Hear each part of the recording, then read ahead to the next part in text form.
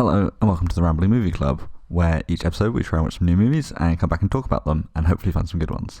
This episode is all about the movie Kubo and the Two Strings. It's kind of like an indie movie, I guess, because it's not like a very popular movie, because I don't think most people have kind of heard of it, but I really like it.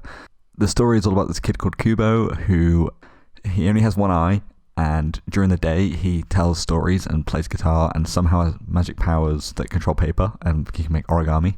Bear with me, this does get weird, but it's good. And then at night he spends time with his mum because during the day she's in like a coma, and at night his mum tells all these stories about like his father and how his father used to be like a great warrior, and then she also tells stories about like how his grandfather stole his eye, that's why he only has one, and that his grandfather wants to steal his other eye. And that his grandfather's also the moon, and her stories kind of get crazier and crazier. And then basically Kubo finds out that all of her stories are actually true, and just go on this big adventure. And it's also stop motion, so it's like with like action figures where they like move it a little bit, take a photo, move it a little bit more, take a photo. And I'll kind of talk about that a bit more later on in the episode. But it's really, really good. Now, I watched this kind of by accident. I was in America, and it was my birthday, and I kind of didn't really know what to do, so I went to the cinema, and there was two movies I could see. There was this or Pete's Dragon, and I hadn't heard of either movie. Just quickly looked up the trailers and was like, I don't know about either of these movies, and just kind of picked one at random and ended up watching Kubo, and I really, really enjoyed it. Like I said, the stop motion's great. There's a great soundtrack, which I'll talk about in more detail later on. But yeah, this movie is something that you kind of have to experience to see why it's great rather than hear about it, which I kind of realized when I was making my notes for this podcast. It's really difficult to kind of like put your finger on like specific things. There are good things that like you can talk about and stuff, but a lot of it's like how it makes you feel. So I'm going to try and explain what makes it good, but I think this is a movie you need to go out and see, but you can't really be spoiled because if you're really worried about it, then yeah, obviously don't listen to this, go watch the movie first and come back. But honestly, it's not the end of the world if you know what's going to happen because, like I said, it's all about the feeling rather than like the actual individual parts. So the movie starts and we see Kubo's mum on a little boat in the ocean, and Kubo's mum has some sort of powers because she plays the guitar and makes the waves crash. But then her boat gets overturned and she ends up crawling along the beach and trying to get to Kubo, who's crying.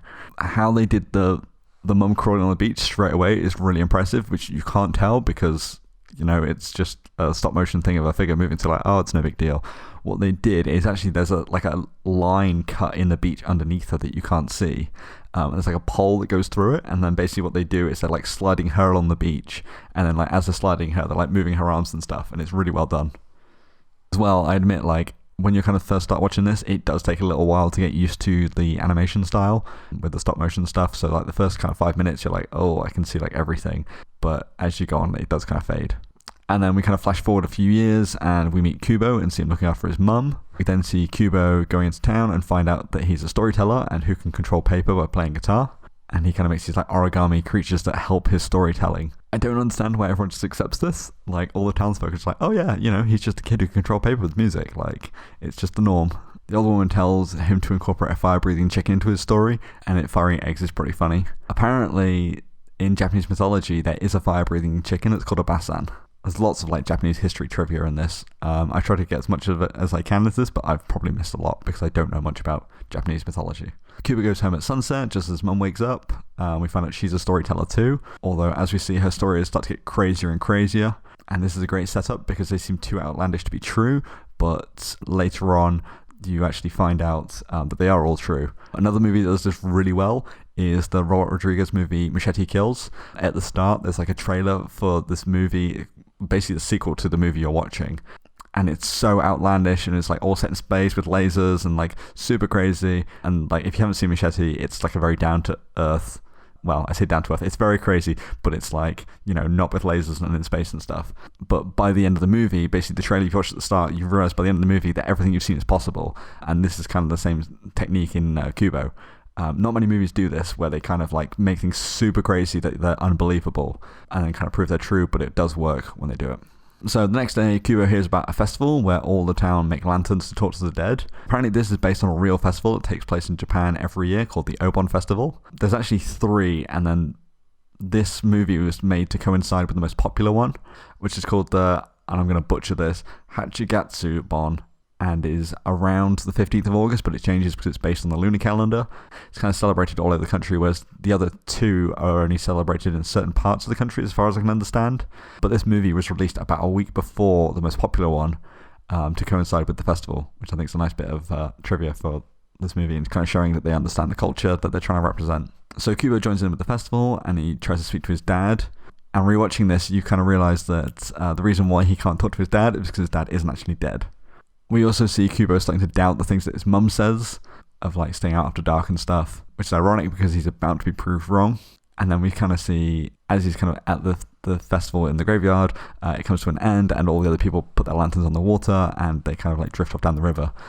This is quite a beautiful like imagery, seeing all the lanterns on the water with the sunset. And then the sun sets, and Kubo ends up staying out after dark, and we meet his aunts. They have a really great, terrifying design, and especially like the kind of like high pitchedness of like the way they talk is also like quite creepy, and it works really well. Because I think this is supposed to be a kids movie, but at the same time it's kind of got like a lot of adult themes and stuff. So, but it's good that they like the villains are made for children kind of thing. Kubo runs away from his aunts, and we kind of see that he's terrified of them too. This is a good time to kind of talk about how they do the emotions and the talking to the characters and stuff. And basically what they do is obviously they're little figurines, and they have like wires in them and stuff, so they can pose them, so like they can put the arms to like strange angles and stuff if they need to, of like running or like waving above their heads or whatever they need them to do. But the way they do the emotions and the characters is actually quite unique, because like the wire stuff has been around for years, and it's things like how Wallace and Gromit was done, and like how stop motion's been done for years. But the way the emotions are done is all the characters' faces pop off, and it's things like they can take off their mouths but keep the eyes, or take the eyes off and keep the mouths.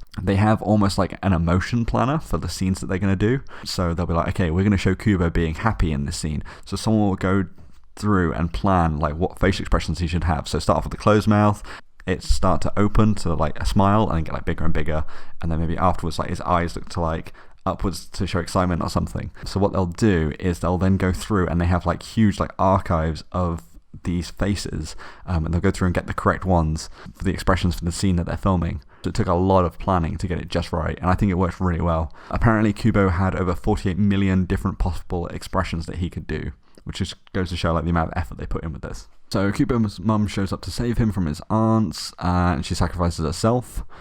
Kubo wakes up to a talking monkey who saves him from the snow they've crashed in. Charlize Theron is great as the monkey. All the cast really is. Like Matthew McConaughey's great. Even the kid who plays Kubo is pretty great, who I didn't know who he was, but he is Rickon Stark, Game of Thrones. I don't understand how the monkey doesn't go crazy at Kubo when he's drinking the soup, especially since she's his mum, and is just like, look, I know you're my son, but I'm gonna slap you if you don't stop being good. So Kubo and Monkey spend the night in the giant whale, and Kubo makes an origami man in his sleep, and I love that the line by Monkey, and it's just, I'm not sure if this counts as origami, I could swear scissors were involved. Also, Kubo can create life now, because yeah, his origami man is alive and has sentience apparently. Although I'm poking holes at this, I do really like this movie.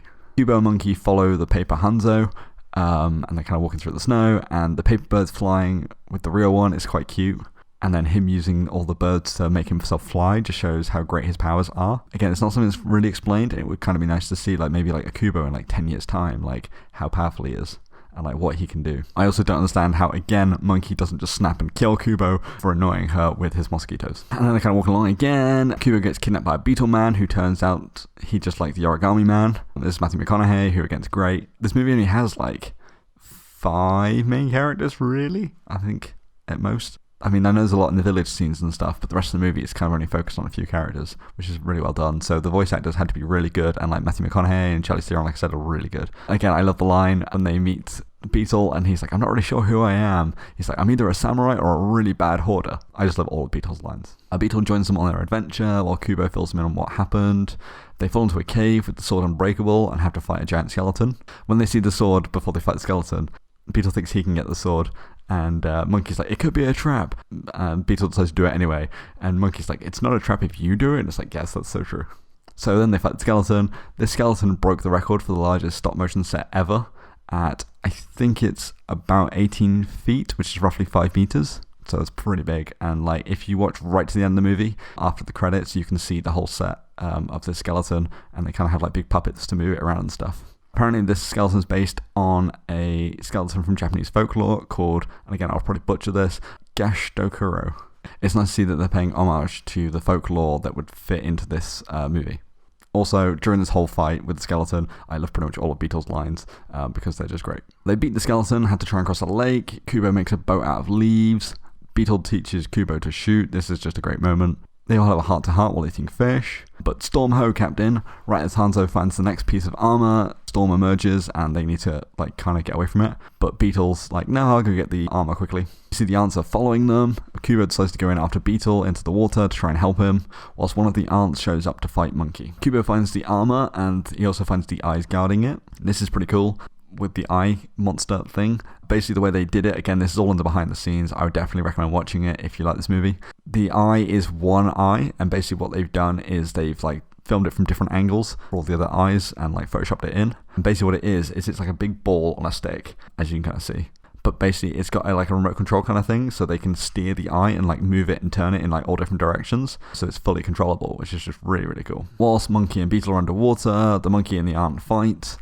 This is a pretty cool fight scene. Again, considering this is people moving little figures and taking a photo, and I think it's something they can get it's something like a minute of footage a day. It takes a long time to do a normal scene. So this, where everything's moving, just takes so long. And again, this is another great scene in the behind the scenes if you want to see how this stuff's made. And you kind of see how they're moving the boat with the water, and then also moving the characters and moving the sails, and everything's moving. Apparently it took 19 months just to film this scene alone because there's just so much detail here.